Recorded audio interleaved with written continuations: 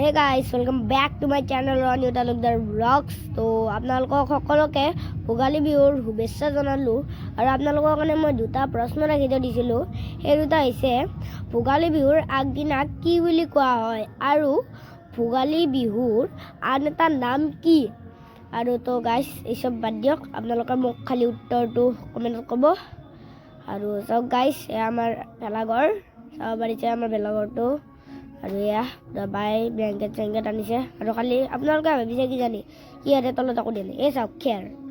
আৰু গাইজ এয়া আমি ভেলাঘৰত মেগী খাই আছোঁ। এয়া বা আৰু গাইজ ওইটো দেউতা হাই দি আছে আপোনালোকক।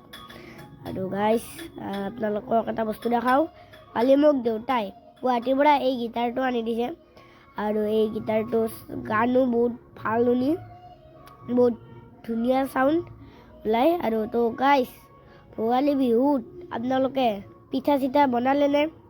আৰু গাইজ পিঠা বনাইছে যদি মোকো মাতিব, খাব যাম মই।